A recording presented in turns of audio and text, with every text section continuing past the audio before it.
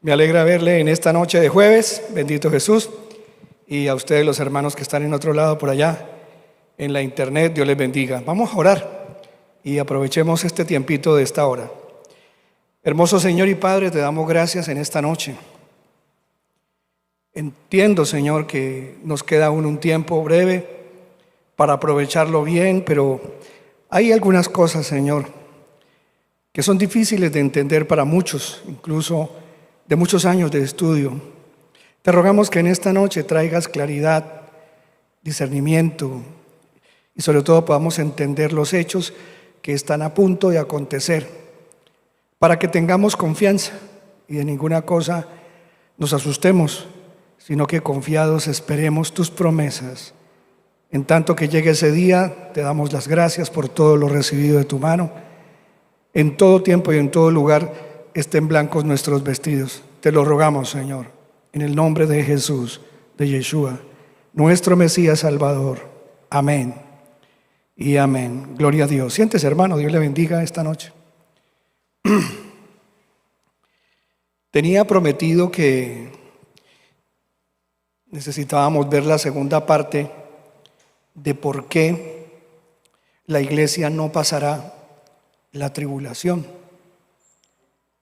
Algunos pastores dicen que la iglesia se va, no como nosotros los pretribulacionistas. Yo soy pretribulacionista, o sea, creo que nos vamos antes de que venga el reinado del anticristo. De los 7 años que han de venir sobre la tierra, ya todos lo estamos viendo allí, en todas partes queriéndose imponer con el nuevo orden mundial. Yo le digo al nuevo orden mundial, el nuevo orden satánico. Inmediatamente, pues usted relaciona que estos son, creo, los 7 años, porque así lo dice la Biblia, en que la iglesia no va a estar. Pero existen pastores que creen que no nos vamos a ir antes, sino que nos vamos a ir en la mitad de esos 7 años. O sea, ellos dicen que van a pasar 3 años y medio en la iglesia aquí sufriendo, y que antes de que empiece el tiempo más fuerte de sufrimiento en el planeta, ahí sí nos vamos a la mitad. Pero no podemos desconocer, bueno, uno lo que ya estudiamos y otro lo que seguimos estudiando, y algunos me decían, pero pastor, usted no ha explicado lo que dice Segunda de Tesalonicenses. Entonces hoy vamos a ver eso y vamos a tratar de ser breves, terminando de conectar el culto de hoy con el culto donde vimos ese tema.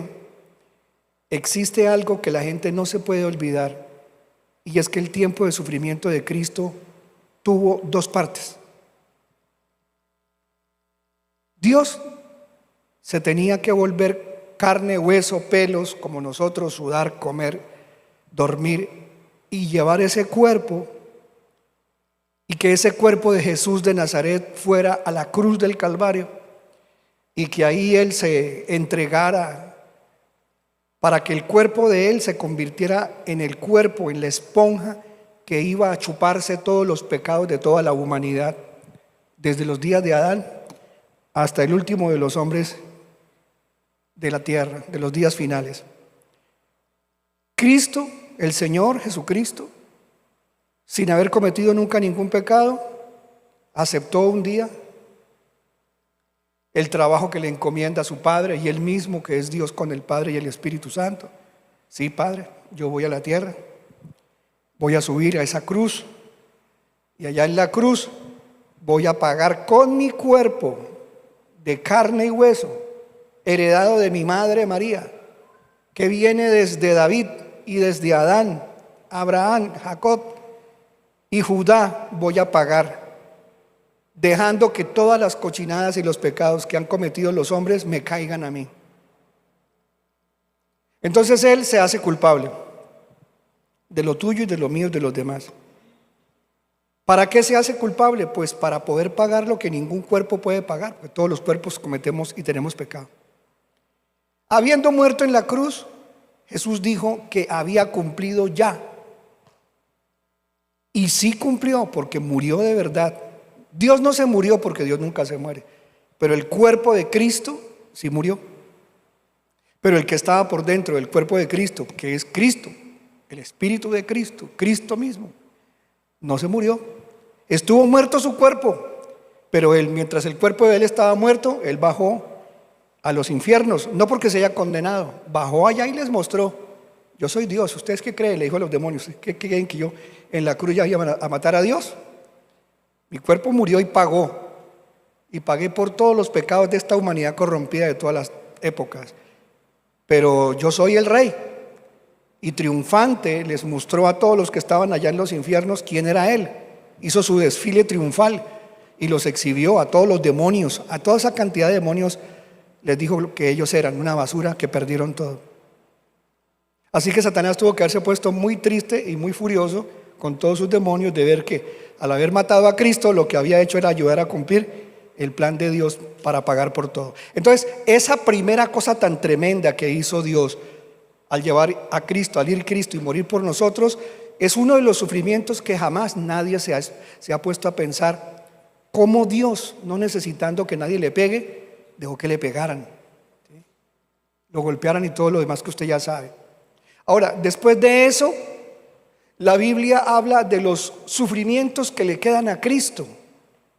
Pero los sufrimientos que le quedan a Cristo no es otra vez volverlo a meter a una cruz o llevarlo a una guillotina, que los que no saben qué es una guillotina, pues es un cadalso, o sea, donde le cortan la cabeza a la gente, lo arrodillan ahí y dejan caer una cuchilla desde arriba y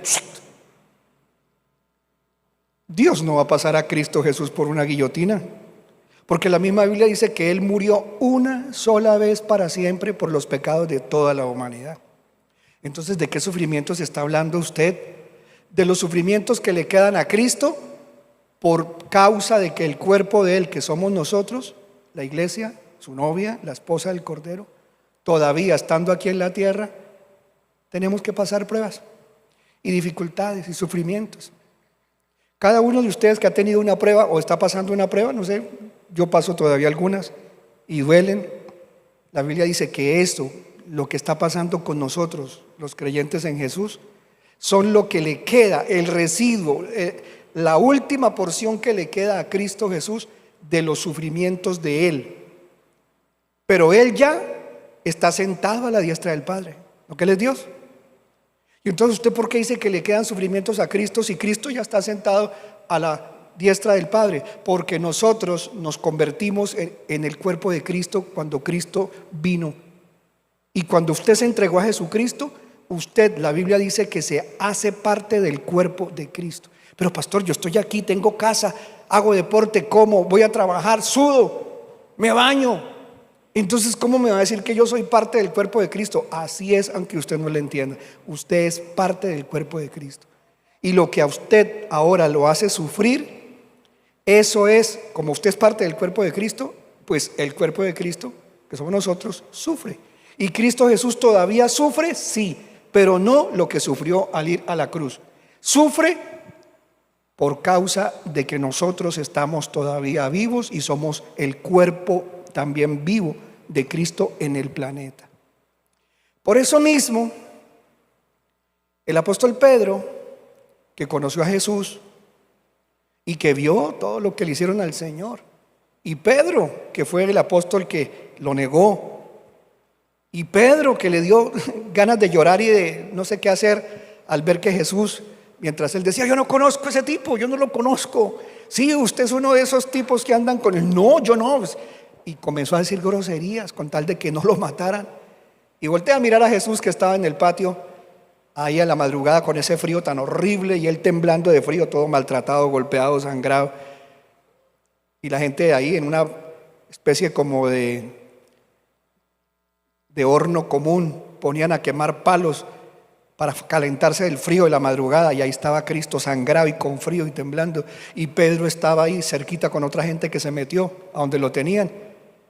Y una señora que era del aseo se quedó mirando a Pedro y dijo: este señor pescador, este es de los que andaban con él, con este delincuente llamado Jesucristo. Y Pedro, asustado, voltea a mirar a la señora y dice: señora, soldados, yo no conozco a este hombre. Todos esos sufrimientos que tuvo Cristo, durísimos. Ver a su discípulo amado Pedro negarlo. Pero cuando Pedro lo ve a Jesús y ve en la mirada de Jesús que él no estaba con ganas de pegarle, ni insultarlo, ni decirle, chino, ¿qué le pasa? Yo me estoy muriendo aquí por usted y usted ahí negándome. Qué porquería, Pedro, ¿no? Lo miró con un amor tan grande. ¿Por qué lo tuvo que mirar con amor? Porque Pedro era parte de su cuerpo. Y mientras Pedro es parte de su cuerpo, ninguno de nosotros pelea con la mano. Usted no coge a cachetadas el pie. Este pie miserable me tiene aburrido. Este pie, no sé, te odio pie. No, porque es parte del cuerpo suyo. Pero sí, Cristo en ese momento estaba sufriendo por lo que Pedro sufría. Por eso lo miraba con amor, con lágrimas. Pobrecito el chino. Ay, Pedrito. Así que Pedro es uno de los discípulos que sabe lo que es sufrir Cristo, o lo que es Cristo sufriendo por causa de personas como él y como yo, que estando todavía vivos, lo hacemos sufrir y también sufrimos por otras cosas. Vamos a mirar por qué la iglesia no puede estar acá en la gran tribulación. Porque eso significaría que si usted y yo, cuerpo de Cristo, el cuerpo de Cristo no es la oblea que le dan a los católicos en la misa, que abre la boca y dice cuerpo de Cristo. No, eso es una oblea. Cuerpo de Cristo somos nosotros aquí. Dios no va a permitir más sufrimientos para la iglesia, porque ya llega la hora en que lo que se va a sufrir, nunca nadie en la historia de la humanidad ha sufrido tanto como van a sufrir los seres humanos que se queden al gobierno del anticristo. En un libro que se llama Primera de Pedro, abramos ese libro en Primera de Pedro, capítulo de Primera de Pedro 5. Pedro le dice a los hermanos que él ya va a abandonar el cuerpo. Pedro les está diciendo, miren, Dios ya me dijo a mí que este cuerpo, que es una habitación, un estuche temporal que tenemos aquí en la tierra, ya me toca dejar este cuerpo, me voy con el Señor. Pero en tanto que yo me voy, quiero decirles esto, o sea, ya sabía que lo iban a matar. Pedro sabía que lo iban a matar a él. Y les dijo en el versículo 2, bueno, leamos el versículo 1. Y miren cómo habla él de los sufrimientos del cuerpo de Cristo. Dice, a los líderes de la iglesia que están entre ustedes, yo, que soy líder como ellos, estoy leyendo la NBI, por favor, si la pueden poner, les agradezco. A los líderes de la iglesia que están entre ustedes, yo, que soy líder como ellos, testigo de los sufrimientos de Cristo. Cristo ya había muerto hace mucho tiempo cuando Pedro escribió esto, ya se había muerto. Entonces, ¿por qué Pedro está hablando que él es testigo de los sufrimientos de Cristo y está participando también de esos sufrimientos? Dice, testigo de los sufrimientos de Cristo y partícipe con ellos, con otros líderes cristianos, de la gloria que se ha de revelar. O sea, Pedro está diciendo, nosotros estamos sufriendo ahorita, el Señor está sufriendo, pero dentro de poquito nosotros vamos a tener cuerpo glorioso, porque vamos a tener el privilegio de ver la gloria del Señor. ¿Cuál es el día en que nosotros, los creyentes en Cristo, parte de su cuerpo, veremos la gloria de nuestra cabeza, que es Cristo? Cuando al cuerpo Dios lo una con la cabeza. La cabeza, que es Cristo, está en el cielo, y no vea a Cristo como si fuera un decapitado y que la cabeza de Cristo está ya sentada a la diestra del Padre, en otro aquí. Pero espiritualmente es así, espiritualmente. Entonces Pedro dice, dentro de poquito nos vamos a unir con la cabeza, y si la cabeza tiene gloria, pues el cuerpo, ¿qué va a tener? Gloria. Y si la cabeza es inmortal, nosotros, el cuerpo, vamos a ser inmortales. Y si la cabeza tiene poder para siempre, porque Él es Dios, pues Dios le va a dar también de las ricas herencias al cuerpo glorioso. Es decir, que ya nunca, cuando nos unamos con Cristo ahí en las nubes, con poder y gloria, en el día del rapto, nunca más nos vamos a morir. Seremos eternos, inmortales a partir de ese instante, para no volver a sufrir. Entonces Él dice, partícipe con ellos de la gloria que se ha de revelar. Les ruego esto, leamos esa carta que es bonita. Les dice, mire, pastoreen el rebaño de Dios que está a su cargo. Pastoreen las ovejas no por obligación, ni por plata, ni por ganancia, no por obligación ni por ambición de dinero, sino con deseo de servir, como Dios quiere. No sean duros, no sean tiranos con los que están a su cuidado, sino sean ejemplos para el rebaño. Y ahora en el versículo 4, Pedro está contando una profecía que se va a cumplir cuando la iglesia suba y nos encontremos con Jesucristo el día del rapto en las nubes, con poder y gloria. Y nosotros lo veremos primero. Su cuerpo va a ver primero, que somos nosotros, va a ver primero a su Señor, antes de que lo vea la gente del mundo. ¿Cuándo la gente del mundo volverá a ver a Cristo? Solo cuando regrese por segunda vez a la tierra en la segunda venida de Cristo. Solo hasta ahí. Y dice la Biblia que todo ojo le verá, ¿cierto? Y verá, todo ojo, o sea, todos los que están en la tierra. Pero nosotros que somos su cuerpo, veremos antes su gloria, porque estaremos con Él, donde Él dijo, voy a una casa hecha por las manos de mi Padre, hecha por nosotros, para que ustedes estén donde nosotros estemos. Nos quiere allá. El 4. ¿Qué dice el 4? Acompáñenme, ¿qué dice el 4? Así, cuando aparezca el Pastor Supremo, ustedes, ¿qué promete ese día que vamos a recibir? Ustedes recibirán la corona inmarcesible, inmarchitable de la gloria. ¿Por qué recibiremos una corona el día del rapto? Porque el día del rapto recibiremos los estéfanos, es una palabra en griego que significa corona, y allí un día daré un culto que ya lo he dado antes, donde vamos a ver todas las coronas según el premio que Dios le tenga para la iglesia. Habrán estéfanos por haber esperado la venida de Cristo, habrán coronas por haber derramado lágrimas por el Señor, habrán coronas por haber predicado su palabra, habrán muchas coronas, pero la mejor de todas las coronas es precisamente de tener la gloria, porque vamos a ser cuerpos gloriosos, cuerpos gloriosos. Así dejamos hasta allí. Y un poquito más adelante, en los saludos finales, pasamos a Segunda de Pedro, capítulo 1, que es el siguiente libro, y el versículo que vamos a leer es el versículo 4. Segunda de Pedro 1, 4. Segunda de Pedro 1, 4. Y luego nos vamos a Tesalonicenses, a Segunda de Tesalonicenses que le hemos prometido. Póngale cuidado para que no se pierdan. Yo voy a tratar de hacer un poquitico más claro. Dice así, ¿qué dijo Pedro? Así, Dios nos ha entregado sus preciosas y magníficas promesas. Hablando a la iglesia, a los creyentes. Porque las promesas de Dios no son para los impíos, ni para los que no lo han recibido, es para nosotros. Nos ha entregado sus preciosas y magníficas promesas para que ustedes, ¿qué asegura Pedro? ¿Luego de qué? Luego de escapar de la corrupción que hay en el mundo. Cuando nosotros, los humanos que somos de Cristo, escaparemos de la corrupción que hay en el mundo. No solamente cuando aquí en la tierra nos apartemos del pecado, que eso es evidente en el sentido espiritual, pero ahí hay una promesa profética. Un día vamos a escapar de esta tierra. ¿A quién no le vamos a escapar? Al nuevo orden mundial, al sistema de la bestia. No le vamos a escapar a la inteligencia artificial, que será una inteligencia artificial general que dominará todos los computadores de la tierra, celulares, cualquier cosa que tenga internet la va a controlar esa inteligencia artificial. Y a esa inteligencia artificial que será influida por poderes de Satanás, que será la imagen de la bestia, nadie se le puede escapar.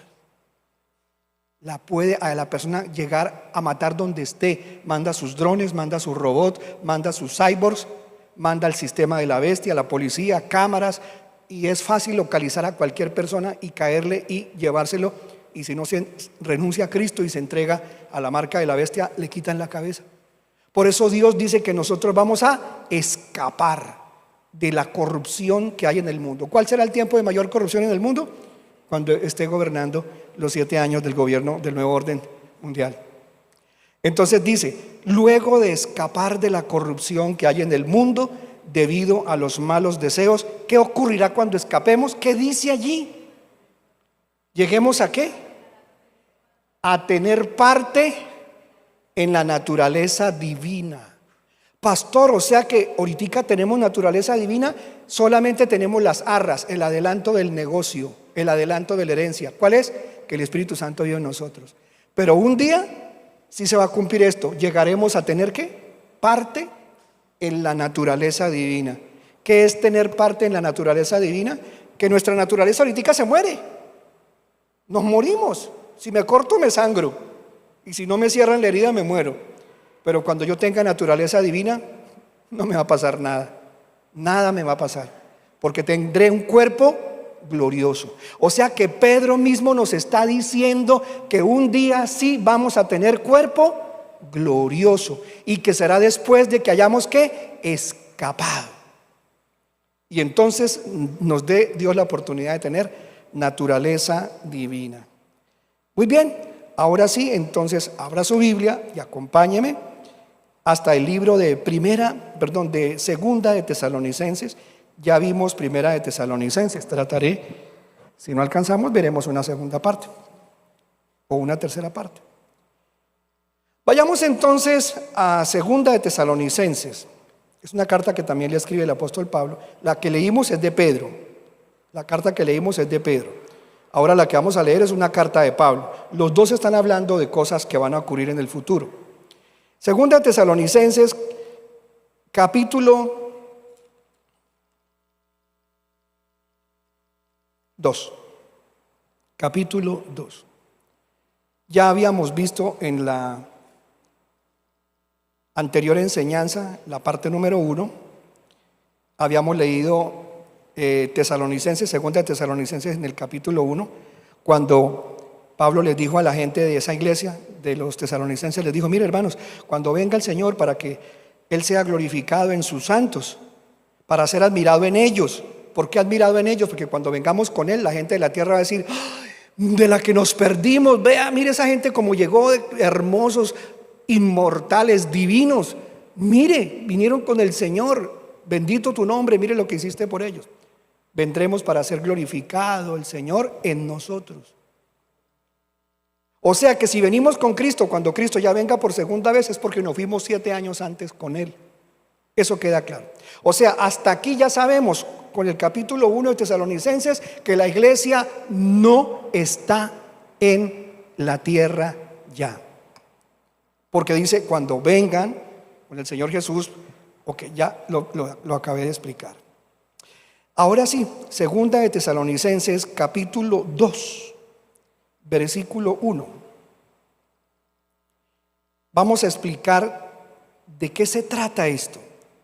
Porque lamentablemente mucha gente que no conoce Apocalipsis, que no conoce las profecías de Daniel, que no conoce los demás capítulos proféticos y no los ha integrado bien, sino que tiene porciones sueltas, incluso del mismo Mateo 24, de Lucas 21. Todas estas personas que tienen versículos sueltos han sido engañadas, algunos de ellos sin querer queriendo, pero otros por no estudiar.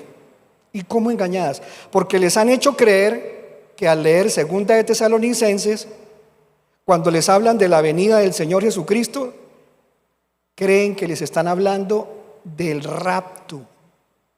Creen que les están hablando del rapto. Está hablando de la segunda venida de Cristo. Veamos. Dice: pero con respecto a la venida, ¿cierto? Con respecto a la venida, ahí debería decir la segunda venida. ¿Y por qué no le pusieron? Porque era obvio, porque ya habían hablado de la primera venida en el capítulo anterior, cuando Cristo sería glorificado en sus santos. ¿Qué sucedió? Para leerle esto le tengo que contar qué fue lo que pasó. Pues sucede que esa iglesia que queda allá en Grecia, en una ciudad que se llama Tesalónica, allá los hermanos de allá, los de otra parte, le estaban diciendo: hermanitos, miren, ya estamos en el día del Señor, ya estamos viviendo el día del Señor. Y claro, ellos estaban asustados, porque todo el mundo que conoce el Antiguo Testamento y la mayoría de estudiosos de la Biblia, y en la época de Cristo ya existía el Antiguo Testamento, el Antiguo Pacto. Y en todo el Antiguo Pacto se había enseñado que era el día de Yahvé, que después lo mencionan en el Nuevo Testamento como el día del Señor. El día de Yahvé es el mismo día del Señor. Y ellos creían que cuando Pablo o cuando la gente le dijo, ya estamos en el día del Señor, era que ya estaban en el día en que Cristo volvería por ellos. Y resulta que el día del Señor no es la segunda venida de Cristo en sí, conciso solamente ese momento, sino el día del Señor son todos los juicios que Dios le va a poner a la gente que no se fue con la iglesia.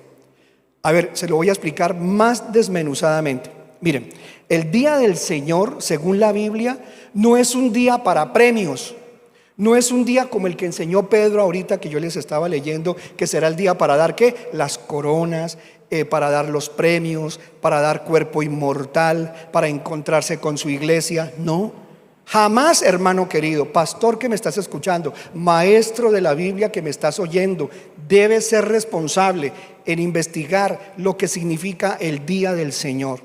El día del Señor no es un día de 24 horas. El día del Señor en toda la Biblia nunca es para dar premios. El día del Señor es un día de juicio, de hervor de juicio. Es un día terrible donde Dios traerá y le meterá juicio a todo el planeta por todo lo malo que han hecho. Así que ¿por qué tienen que relacionar el día del Señor con el día en que Cristo se encuentra con su iglesia para darle premios y llevársela con él para casarse con su iglesia y unirla a su cuerpo con su cabeza? Ese no es el día del Señor. Y usted, que es responsable, hermano juicioso, pastor juicioso, hermana líder juiciosa que me estás oyendo, busca en tu celular, en la Biblia que tienes en el celular, coloca el día de Yahvé, el día del Señor, y te vas a encontrar que todo lo que habla la Biblia en el Antiguo Testamento sobre el día del Señor es un tiempo de castigo, es un tiempo de juicio, y no para encontrarse con una iglesia y premiarla. No tiene nada que ver con eso. Entonces, a la iglesia de los tesalonicenses, muchas personas les habían engañado, falsos maestros les habían engañado, diciendo que ya había llegado el tiempo de juicio de Dios y que ya era el día del Señor. Y entonces Pablo dice, ¿quién le dijo esa mentira a los hermanos de Tesalónica? El pastor Pablo o hermano Pablo. Mire, apóstol Pablo, qué terrible, los hermanos de allá ya están temblando, ellos piensan que ya están viviendo el día del Señor. ¿Y qué les dijo? Hermanos, mire, el día del Señor no va a venir antes de que se manifieste ¿quién? Porque todos los juicios de Dios van a venir cuando ya esté aquí el reino del anticristo. Los 21 juicios van a empezar desde que comienza el primer año del reinado del anticristo. 21 juicios se van a derramar durante 7 años, y los años más duros van a ser los 3 últimos años. Pero todos esos 7 años son años de juicio. Y comienza con los juicios de los sellos, los juicios de las trompetas, de las copas, los juicios de las trompetas, y sigue puros juicios. Claro, ellos estaban asustados. Entonces por eso Pablo les dice, mire, el día del Señor no ha llegado todavía. Porque para que ese día llegue, la señal es que ya entonces se tiene que presentar ¿quién? El hombre de pecado, el anticristo, ¿sí? Ya tiene que haberse manifestado toda la maldad del planeta, ¿sí? Toda la apostasía. ¿Ahorita hay apostasía? Sí. ¿Qué es apostasía? Gente que conoció de Dios y se apartó de Dios diciendo mentiras doctrinales, bíblicas, torciéndose. Pero la Biblia habla de que la mayor apostasía será cuando ya la iglesia no estemos. Entonces por eso le dice, hermanos, les escribe Pablo en la carta, ¿cómo creen que ya estamos en el día del Señor? Si para que ya llegue el día del Señor, que es juicio, ya tendría que estar aquí activo el anticristo o haber empezado ya todos estos juicios y haber ya venido la apostasía. No. Es después de que pase toda la apostasía, después de que pase el reinado del anticristo, que Cristo volverá por segunda vez. Repita conmigo, Cristo volverá por segunda vez al final del reinado del anticristo. Volverá por segunda vez al final del reinado del anticristo, de los 7 años del nuevo orden satánico. Y eso fue lo que les dijo en la carta. Y mucha gente cree que cuando le dice que la venida ellos creen que es la venida de Jesús por la iglesia. Entonces, claro, ellos se confunden y dicen, entonces la venida de Cristo por la iglesia no va a ser sino hasta que haya venido la apostasía y hasta que haya venido el anticristo. Tan fácilmente se confundieron como niños. ¿Sí me comprendieron? Levante la mano que todavía no ha entendido. Tranquilo, levántela. Bueno, estoy admirado de que lo hayan entendido todos. Eso es lo que quería explicarle. Ahora, si lo leemos, nos daremos cuenta. Y ahora vamos a ir a Pedro, y Pedro nos va a volver a explicar esto para entenderlo mejor. Entonces dice: ahora bien, hermanos, en cuanto a la venida de nuestro Señor Jesucristo, dice, en la versión que yo tengo BTX dice: pero con respecto a la venida de Jesús el Mesías, nuestro Señor, y nuestra reunión, aquí dice nuestra reunión con Él, y en el griego dice la asamblea sobre nosotros. Es decir, aquí están diciendo en las palabras que usted lee aquí conmigo, nuestra reunión con Él. Y por esto se confunden más, porque como aquí dice la venida de nuestro Señor Jesucristo y a nuestra reunión con Él, claro, uno dice, claro, la venida de Cristo y nuestra reunión con Él es el rapto. Pero resulta que en el griego no dice nuestra reunión con Él. Está hablando, y dice en el griego literalmente, y tú lo puedes buscar allá, dice clarito, ahí hay una palabra que dice la asamblea sobre. La asamblea sobre. ¿Qué quiere decir? Que la asamblea que somos nosotros vendremos sobre, con el Señor Jesucristo sobre las nubes, porque Él vendrá en las nubes con poder y gloria, y todo ojo le verá, y nosotros vendremos con Él. Entonces será la asamblea con Él. La asamblea con Él, no, como dice aquí, nuestra reunión con Él. Entonces hace ver que la gente estaba abajo y Él viene para encontrarse con nosotros y ahí sí llevarnos. No, cuando Cristo viene por segunda vez, no viene para recoger su iglesia y sacarla. Él viene es para meterle juicio a la tierra, mandarle candela, terremoto. El terremoto más grande va a ocurrir cuando Cristo esté viniendo por segunda vez. Y Él no va a venir para decir a la iglesia: iglesia mía, ya acabé de venir, se acabó el reinado del anticristo, vámonos. ¿Cómo que se va a ir si es que apenas está llegando para separar los cabritos de las ovejas? ¿Cuáles cabritos? No es la iglesia que separa el Señor de los cabritos malos de la tierra, es para separar a los judíos que no están listos, que no quisieron aceptarlo, y los que estaban en la gran tribulación, que no lo aceptaron, y apartará a la gente que no lo aceptó en la gran tribulación con la gente que esté viva cuando Él venga por segunda vez. Ahí no tiene nada que ver con la iglesia, ya no tiene nada que ver con la iglesia. Y lo dice así, leamos entonces. Y a nuestra reunión con Él, no, la asamblea con Él. Dice: les pedimos que, ¿qué les pide? Entonces les explica lo que yo le acabo de explicar. No se dejen perturbar, hermanos. Esto no es el día del Señor. Y ahora usted, hermanito, que ha entendido mal Tesalonicenses y está criticando ahí en la internet, yo no estoy leyendo, solo lo digo por si al caso. Cuando dice el día del Señor, sáquese de la cabeza que el día del Señor no es la venida del Señor Jesucristo. El día del Señor son los eventos de juicios y todo lo que viene a la tierra, y eso incluye también la segunda venida de Cristo. Vamos a seguir leyendo. Entonces les dice: hermanos, no pierdan la cabeza. ¿Qué tal si lo leemos? Dice: no pierdan la cabeza, ni se alarmen por ciertas profecías, ni por mensajes orales o escritos supuestamente nuestros. O sea, Pablo está diciendo: yo nunca les mandé ese mensaje. Que digan que ya llegó el día del Señor. Vuelvo y repito, el día del Señor no es de ninguna manera el encuentro de Cristo con su iglesia.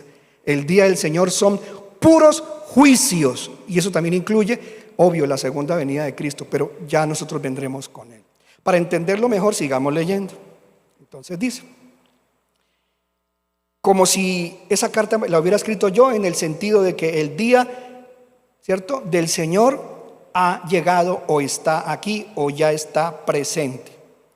Vamos a mirar qué es eso del día del Señor en verdad, porque alguno de pronto puede estar diciendo: bueno, pastor, pero eso es lo que usted dice para acomodar todo y que todo le cuadre, de que nos vamos a ir antes del rapto. Claro, así todo le cuadra. Pero a mí, ¿quién me garantiza de que el día del Señor sea lo que usted dice y no lo que todos entendemos? Pues Pedro también lo dijo que era el día del Señor. ¿Qué tal si vemos lo que Pedro dijo? Así como vimos que Pedro ya dijo que nos íbamos a recibir cuerpo glorioso, íbamos a escapar de la corrupción más inmunda que habría en la tierra, así también Pedro le siguió explicando a ellos. Vamos a segunda de Pedro. Vamos a segunda de Pedro, capítulo 3, versículo 9. Veamos. Segunda de Pedro, está después de Santiago. Capítulo de segunda de Pedro 3.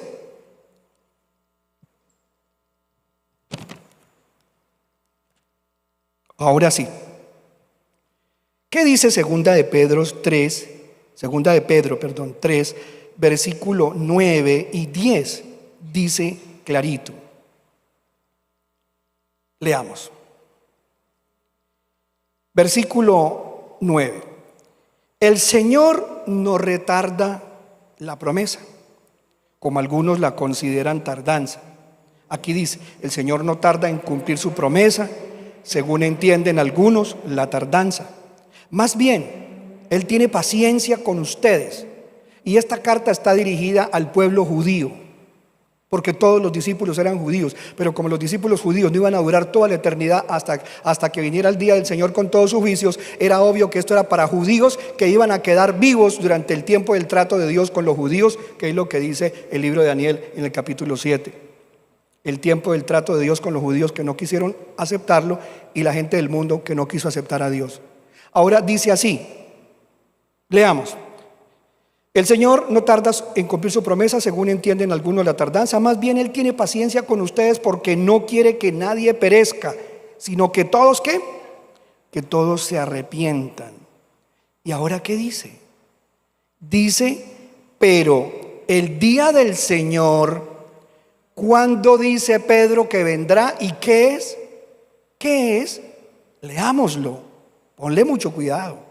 El día del Señor, pero el día del Señor vendrá, futuro. O sea, les dijo, no está aquí como ustedes dicen que ya estamos viviendo el día del Señor. Va a venir. Pero ¿qué trae el día del Señor? ¿Qué es? Leamos. Vendrá como un ladrón. Es decir, les va a llegar a ellos sin que, hermano, se imaginen lo que les viene encima. En aquel día, los cielos, que es un evento que también va a ocurrir durante el tiempo que se conoce como el día del Señor, dice, en aquel día los cielos desaparecerán con un estruendo espantoso. ¿Está hablando de qué? Del día del Señor, que no es un día de 24 horas, sino muchísimos años. Incluye los 7 años del reinado del anticristo, la segunda venida de Cristo, el milenio, todo eso lo incluye el día del Señor. En aquel día los cielos desaparecerán con un estruendo espantoso.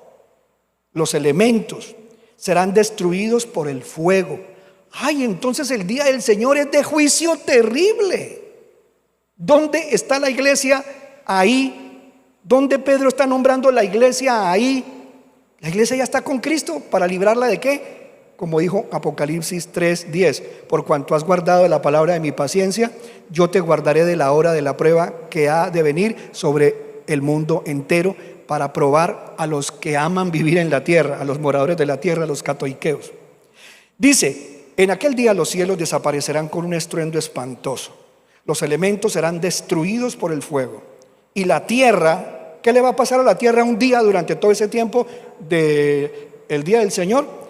La tierra, ¿qué le va a pasar?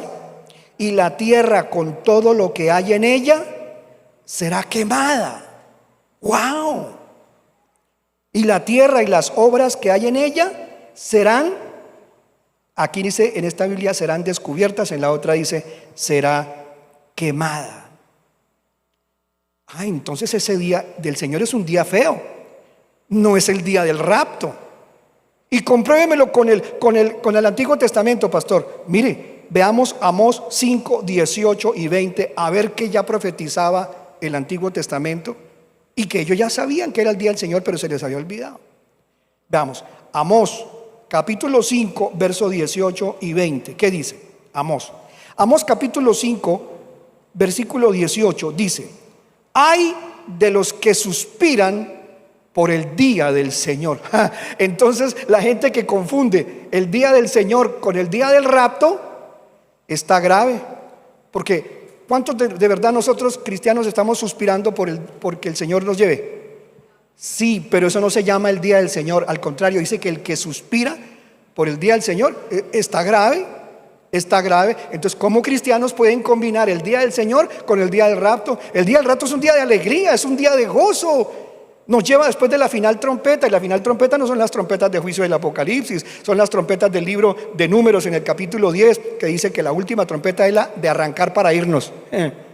Aquí dice: ay de los que suspiran por el día del Señor. ¿De qué les servirá ese día? ¿De qué va a ser ese día? ¿De luz? ¿De la venida de Cristo? No. ¿Por su iglesia? No. ¿Día de qué? Ese día sí va a ser de oscuridad y no de luz. ¿Qué más dice el siguiente versículo? Será como cuando alguien huye de un león y se le viene encima un oso, o como cuando al llegar a su casa apoya la mano en la pared y lo muerde una serpiente. ¡Wow! Ese día es horrible. ¿Y qué dice el 10? ¿No será el día del Señor de oscuridad y no de luz? ¿Cómo será ese día? Será, por cierto, sombrío y sin resplandor. En cambio, el día del rapto es un día ¿de qué? De resplandor y gloria, porque nos encontraremos con Jesús, que nos lleva por el Espíritu Santo y nos entrega a Jesucristo en las nubes, y allá lo encontraremos con poder y gloria, y nos dará gloria a nosotros. Es un día de luz radiante. No tiene nada que ver. Así que los que en Tesalonicenses están comparando el día del Señor con el rapto están bien graves. Votaron la Biblia y no la leyeron. ¿Qué sigue diciendo? Será, por cierto, sombrío, dice el anterior versículo, no, el anterior. Será, por cierto, sombrío y sin resplandor. Sin resplandor. Y si usted combina el día del Señor con el rapto, entonces ¿en dónde va a dejar el resplandor de Cristo y el resplandor de la iglesia cuando recibamos cuerpo glorioso? No, ese día no es de resplandor, ese día será de oscuridad, de juicio. Nunca se deje engañar, hermano, con la gente que dice que segunda de Tesalonicenses 2, que es que el rapto solo va a ocurrir después de que venga el anticristo, porque no es el rapto. Está hablando de cuando Cristo venga por segunda vez, también lo incluye, y cuando Él venga será de juicio, y nosotros vendremos con Él. Ahora, mire lo que dice también el libro de Isaías, capítulo 13, versículo 6. No voy a tratar de demorarme mucho. Si nos toca seguir en otro culto, lo seguiremos. Dice, ¿qué habla Isaías de ese día, del día del Señor? ¿Qué dice? Veamos, Isaías en la NBI, ¿sí? Capítulo 13, versos 6, 9 y 10. 6, 9 y 10. ¿Qué dice? Giman. Giman, ¿por qué? Que el día del Señor está cerca. Entonces la iglesia debe gemir porque Cristo viene a raptarnos. No, deberíamos estar felices porque Cristo viene por nosotros. Con eso se da uno cuenta que la gente que confunde rapto con día del Señor está terrible, hermano, porque ese día es para gemir. Que el día del Señor está cerca, llega de parte del Todopoderoso. ¿Cómo viene? Con una devastación. El día en que el Señor nos lleva a nosotros, la única devastación que va a haber es que la gente que esté por ahí manejando y se quede sin chofer el carro, se estrellaron. Y el avión que esté por ahí manejando un piloto, si es cristiano, ojalá que haya alguien en el avión que sepa manejar aviones, porque para abajo. Así que el día del Señor es horrible. Versículo 9, es un día de juicio, no es el rapto. Versículo 9, ¿qué dice? Miren, ya viene ¿qué? El día del Señor. Leamos qué es el día del Señor según la Biblia. Día cruel, de furor y ardiente ira. Convertirá en desolación la tierra y exterminará de ellas a los pecadores. ¿No? Cuando Cristo se lleve la iglesia, ¿no es ese día? ¿Qué sigue diciendo ahora el versículo 10? El 10 dice, ¿qué va a pasar el día del Señor? Las estrellas y las constelaciones del cielo dejarán de irradiar su luz. Se oscurecerá el sol al salir y no brillará más la luna. ¿No? Y en cambio el día del rapto estaremos en las nubes con el Señor y ahí nos encontraremos con Él. brillante luz maravillosa del encuentro. Así que mira Joel capítulo 1 versículo 15 y vamos a ver que el día del Señor, según la Biblia, es un día de destrucción. Veamos, Joel capítulo 1 versículo 15. Joel capítulo 1 versículo 15.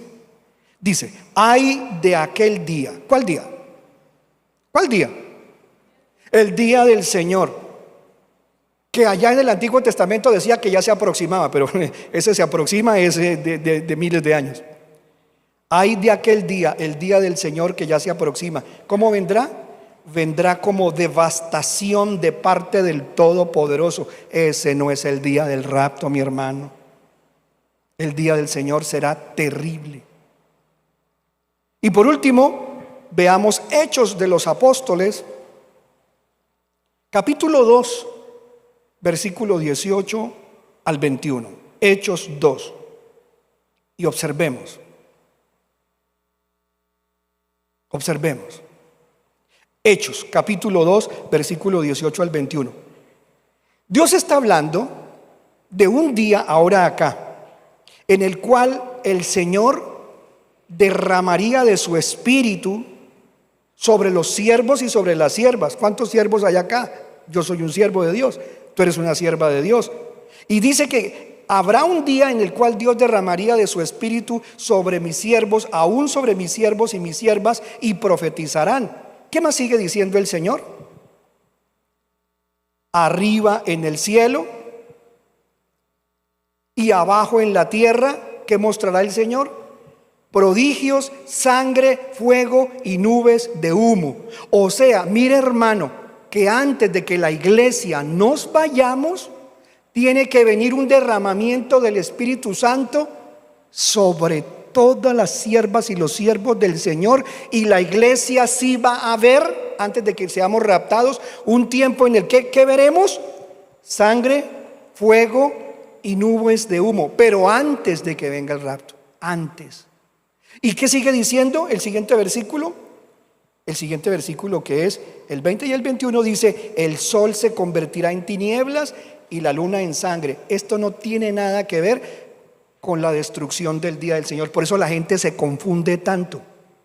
Significa que hay juicios durísimos en el día del Señor, y antes de que nosotros nos vayamos también habrán momentos difíciles, pero nada que ver con lo que viene en el gobierno del anticristo. Dice, el sol se convertirá en tinieblas y la luna en sangre. ¿Antes de qué? Antes que llegue el día del Señor. O sea, sí vamos a ver el bautismo en el Espíritu Santo, los dones del Espíritu Santo, gente profetizando. ¿Antes de qué? Antes de que venga el día del Señor, día grande, y aquí dice esplendoroso. ¿Por qué esplendoroso? Porque también incluye, ya lo dijimos, la segunda venida de Jesucristo, que esa es gloriosa para nosotros, los que estemos con Él y los que en la tierra le estén esperando, porque para los demás será día de juicio. Yo con todo esto lo que trato es de que la iglesia no sea confundida por los falsos maestros que están negando el rapto del Señor. Vamos a leer Segunda de Pedro, ya para la parte final, sigue más tema. Segunda de Pedro capítulo 3. Vamos a mirar ahora el versículo 11. Y por eso fue que Pedro dijo esto. Miren hermanos, si todas estas cosas un día se van a acabar, leámoslo, ya que todo será destruido en el día del Señor, de esa manera ¿no deberían vivir ustedes como Dios manda, siguiendo una conducta intachable? El verso 12. Y esperando ansiosamente la venida de ¿qué? Aguardando y apresurando el advenimiento del día de Dios.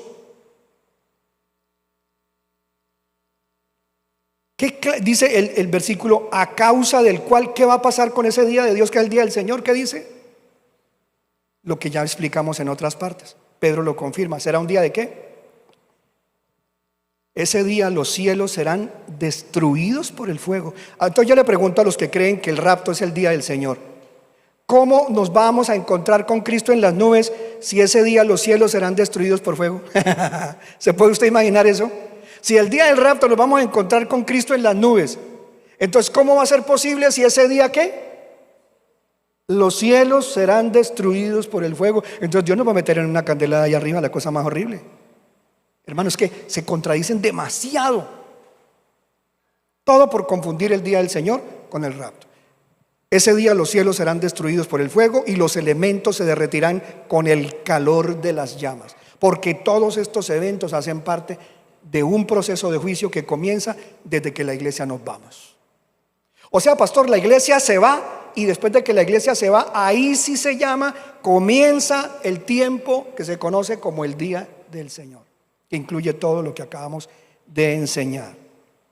Bueno, mis amados hermanos, entonces, lo último lo vamos a ver en el libro de Apocalipsis. Abramos entonces el libro de Apocalipsis.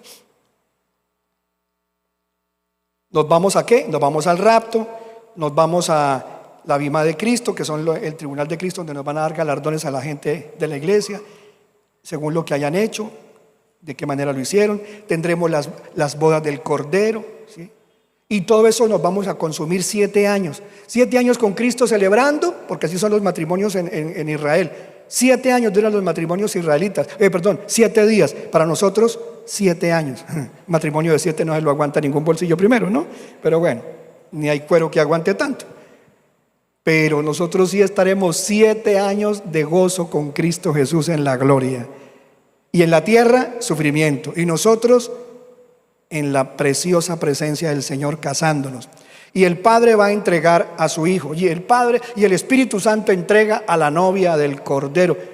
Y si el matrimonio fuera en la tierra, como dicen algunos de ellos que creen que el matrimonio es en la tierra, ¿cómo el Padre va a bajar a la tierra si el Padre no puede venir a la tierra? Ni Cristo volverá a la tierra hasta que le haya metido juicio a esta porquería de inmundicia que estamos viviendo. Cristo no va a volver en una inmundicia como esta, va a volver por segunda vez para meter juicio, que ustedes lo acaban de ver. Y el Padre no va a venir a casar a Cristo aquí. El matrimonio será ¿dónde? En el cielo, en el cielo. Y después de que tengamos el matrimonio con Cristo en el cielo, ahí sí bajaremos con Cristo a la tierra para celebrar en la tierra ¿qué? La cena de las bodas del Cordero, porque la cena será en la tierra. Léase Apocalipsis 19 y allá lo va a entender. Apocalipsis capítulo 4 es la última parte y estemos de pie, por favor. Bendito sea el nombre del Señor. Bueno, pastor, pero usted no terminó de leer Tesalonicenses, nos está metiendo un golazo, nos va a dejar así. No, leámoslo porque entonces la gente se va a sentir inconforme. Terminemos primero segunda de Tesalonicenses y veremos entonces el resto de la lectura. Capítulo de segunda de Tesalonicenses 2. Ya leímos el 2.2, ahora leemos el 2.3. ¿Qué les dijo Pablo? No se dejen engañar de ninguna manera. ¿Por qué? Porque primero tiene que llegar la rebelión contra Dios, apostasía. Y también, ¿qué va a pasar en esa época que se llama el Día del Señor? Se va a manifestar ¿quién? El hombre de maldad. ¿Quién es ese? El anticristo, el destructor por naturaleza. ¿Qué más? Todo eso incluye eso. Este se opone y se levanta contra todo lo que lleva el nombre de Dios o es objeto de adoración, hasta el punto de adueñarse del templo de Dios y pretender ser Dios. Todo eso va a ocurrir cuando nosotros no estemos. ¿Por qué no estemos? Porque la Biblia dice: las puertas del Hades no prevalecerán contra la iglesia del Señor. Y si nosotros nos quedáramos, entonces se contradecirían los versículos de protección con los que dice que hará guerra a los santos y los matará. Y o es uno o es otro. Además, ¿qué dice Lucas? He aquí os doy poder ¿de qué? Os doy poder de hollar serpientes y escorpiones. Y sobre toda fuerza ¿de quién? Sobre toda fuerza del enemigo. Pregunto, ¿el anticristo es enemigo? ¿La bestia es enemigo? ¿La imagen de la bestia es enemigo? ¿El falso profeta es enemigo? Los demonios que van a capturar la gente, los 200 millones de demonios que van a salir a la mitad de la gran tribulación, del pozo del abismo, y van a empezar a matar gente en el planeta. Entonces, si dice que ellos prevalecerán contra los santos, ¿en dónde quedan los versículos que dice? ¿Qué dice? Acabé de decirlo. las puertas, no, y la otra que dije, he aquí os doy poder. ¿De qué? De pisotear, de hollar serpientes y escorpiones, y sobre toda fuerza del enemigo, y nada os dañará. Entonces ese versículo sería mentiroso. Si la iglesia se llega a quedar, ese versículo tendría poder, no, quedaría sin piso. Ese versículo sería mentira, porque las fuerzas de las tinieblas matan, cortan cabezas de los creyentes. Entonces, pastor, si la iglesia se quedara, entonces estaría diciendo a los demonios que le van a cortar la cabeza: en el nombre de Jesús, demonio, vete, escrito está que las puertas del infierno no me van a prevalecer, y tengo poder de hollar serpientes y escorpiones, y sobre toda la fuerza del enemigo, y usted no me podrá hacer nada. ¿Ah, sí? ¿No le podrá hacer nada? Camine que le va a cortar la cabeza. Entonces todo eso sería mentira, paja. Dios hablaría basura. Eso es para la gente que se quedó, que no era de la iglesia. La promesa de que pisaremos serpientes y escorpiones es para la iglesia. Por eso la iglesia no tiene que estar. Por eso la iglesia no puede estar, porque eso sí no pueden ganarnos a nosotros. No hay demonio. Y la Biblia lo dice en Romanos en el capítulo 8, clarito. Ahora llegues a casa lo vas a ver. Está escrito que ninguna cosa creada, ¿qué dice? Ni ángeles, ni principados, ni potestades, ninguna cosa creada nos podrá ¿qué? Separar del amor de Dios que es en Cristo Jesús, Señor nuestro. Ni ángeles ni principados. Y resulta que los ángeles y los principados estarán reinando en ese tiempo. Yo no entiendo por qué la iglesia se deja confundir.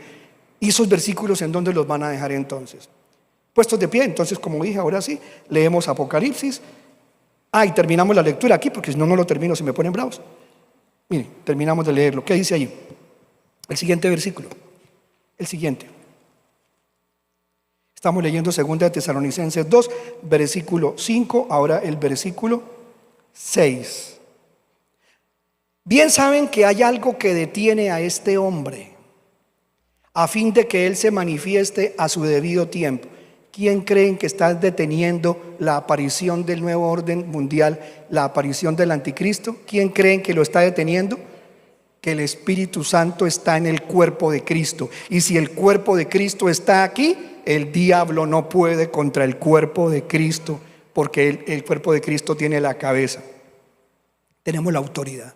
Aunque no estamos unidos con Cristo en matrimonio en el cielo, Cristo está en mí. El Señor está dentro de tu corazón. Ahora, bien saben que hay algo que detiene a este hombre, al anticristo, ¿no? A fin de que él se manifieste a su debido tiempo. ¿Qué dice el siguiente versículo? Entonces será revelado ¿quién? El anticristo o el inicuo, o como dice la Biblia, el anomos, a quien el Señor matará con el soplo de su boca y lo destruirá. ¿Cuándo? Con el resplandor de su venida. Es decir, solo hasta que Cristo vuelva por segunda vez con nosotros, el Señor con el soplo, con la palabra de su boca, destruirá al anticristo. Bendito sea el Señor. Así, hermanos, terminamos la lectura, versículo 9, cuyo advenimiento, y lo destruirá con el resplandor de su venida, cuyo advenimiento, la llegada del anticristo, es por obra de ¿quién? De Satanás, con toda clase de poderes y señales milagrosas y prodigios mentirosos, y con todo engaño de iniquidad. ¿Para quién? Para los que perecen. ¿Recompensa por qué? Por no haber acogido el amor de la verdad para ser salvos. ¿Cómo va a estar la iglesia ahí? Si la iglesia sí cogió el amor de Cristo para ser salva. Por favor. Así que la recompensa, ¿para quién? Para los que no quisieron convertirse antes, cuando existía la iglesia. Con toda perversidad engañará a los que se pierden por haberse negado a amar la verdad y así ser salvos. Por esto Dios les envía una fuerza de extravío para que crean a la mentira. Lamentablemente hay mucha gente ya creyendo esas mentiras. Y sean juzgados. ¿Quiénes van a ser juzgados durante esos años? Todos los que no creyeron a la verdad, sino que se complacieron en la injusticia. Pero nosotros, dice el 13, ¿dónde estamos nosotros? Los que sí tenemos a Cristo y el Espíritu Santo que detiene todo, aquí estamos todavía. Dijo entonces, el apóstol Pablo a ellos, les dijo, nosotros, pero a nosotros no, nosotros vamos a estar ahí. Y se lo dijo, nosotros en cambio. ¿Y en cambio qué es? Somos otros. En cambio, siempre debemos dar gracias a Dios por ustedes, hermanos amados, por el Señor, porque desde el principio Dios los escogió. ¿Para qué? Para ser salvos mediante la obra santificadora del Espíritu y la fe que tienen en la verdad. Gracias, Señor. Nosotros estamos llamados para ser ¿qué? Salvos de todo esto. Gracias, Señor Jesús. Ahora sí, Apocalipsis capítulo 4. En Apocalipsis 4 se ve la iglesia subir en el rapto. Capítulo 4, tiempo que se nos fue ya. Capítulo 4 dice así, versículo 1. La visión celestial. Dios le mostró, Jesús de Nazaret le mostró al apóstol Juan, el discípulo amado, en una visión cuando la iglesia subió. Toda la iglesia va a subir el día del rapto. Y dice, después de estas cosas, miré. ¿Y qué vio Juan? La subida de la iglesia. Mírelo bien. Miré y he aquí, ¿qué vio? Una puerta abierta, ¿en dónde? En el cielo. Una puerta abierta en el cielo. ¿Quién es la puerta que nos va a llevar? ¿Cómo se llama la puerta? ¿Quién dijo, yo soy la puerta, el que por mí entrará y saldrá y hallará pastos verdes? Jesucristo. Dice, y esa puerta abierta es el rapto. En el cielo, la primera voz que oí, como de trompeta, hablaba conmigo. ¿Y qué dijo Jesús? Sube acá y te mostraré lo que debe suceder después de esto. Sube acá. Ese será el momento en que ya la iglesia, en el libro de Apocalipsis, todo el libro de Apocalipsis, desde el capítulo 4, versículo 1, de ahí en adelante, la iglesia no está. Porque desde el capítulo 4, versículo 1, ya Cristo le dijo, sube acá, al igual que le dijo a Juan. Y si ya la iglesia no está en Apocalipsis 4, ¿en dónde está la gente dejando a la iglesia pasar todo el Apocalipsis? Todo el libro de Apocalipsis, desde el 4:1, la iglesia no está por ninguna parte. ¿Cuándo vuelve la iglesia? Hasta la segunda venida de Cristo, que está en Apocalipsis. De resto no está en los juicios, no estará en el reinado del anticristo. Por eso Pedro dijo que Dios nos abría una puerta para irnos y encontrarnos en el reino. Ahí lo vamos a terminar. Por favor, acompáñenme en la lectura del último capítulo ya de Pedro. Pedro, estamos viendo segunda carta de Pedro. Segunda de Pedro. Versículo de segunda de Pedro 1:11. Y ahí terminamos. Ahora sí, no más. ¿Qué dice Pedro? Pedro dijo, después de que leímos lo que ya leímos de Pedro, eso está en la misma carta que estábamos estudiando hoy. ¿Qué dijo? Dijo, y se les abrirán de par en par las ¿qué? Las puertas. Aleluya. Acabamos de leerlo en Apocalipsis 4. Se les abrirán de par en par las puertas del reino eterno de nuestro Señor y Salvador Jesucristo. Bendito sea su nombre santo. ¿Quiénes quieren irse en el rapto de la iglesia? Yo me quiero ir. Los que dicen que se van a quedar para el rapto, Dios les dé fuerza, resistencia, fuerza en la pandereta, decía alguien, y resistencia no sé qué más. Dios les ayude, pero les digo una cosa, será muy tenaz. No me imagino lo que tendrá que pasar. Mejor es que obedezca lo que dijo Pedro.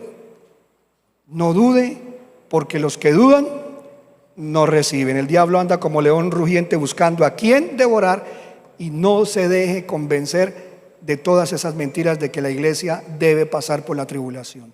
Bendito Señor y Padre, te damos las gracias en esta noche. Bendito tu nombre santo. Permite que este mensaje sea predicado lejos, en muchos lugares, y que podamos profundizar aún más en él, porque hay algunos que seguramente querrán saber más y aclarar sus dudas. Ayúdalos, Señor, porque esto que viene para la iglesia es para los que te esperamos, para los que esperan tu venida, para estar contigo, Jesús. Guarda esta palabra en el corazón de muchos, y te pido, Señor Jesucristo, que salves a mi familia, que no entienden qué es esto, que ignoran esto, cuyos pastores no les han enseñado nunca lo que significa lo que Dios tiene guardado para nosotros. Saca a toda esa gente de iglesias muertas, llenas de telaraña y llenas de podredumbre y llenas de ruin, de polillas y de gusanos. Sácalos de allí, Señor, y líbralos de ese mal, que puedan saber el amor tan grande que Cristo tiene por su iglesia, su amado cuerpo. Gracias, Padre, en el nombre de Jesús. Amén, Señor, y amén. Bendito su nombre. Dios le bendiga, hermano. Bendición para todos. Que el que quiera apoyar la obra del Señor lo puede hacer al final del servicio. Bendición para todos. Los esperamos el domingo. Dios les guarde. Dios les bendiga.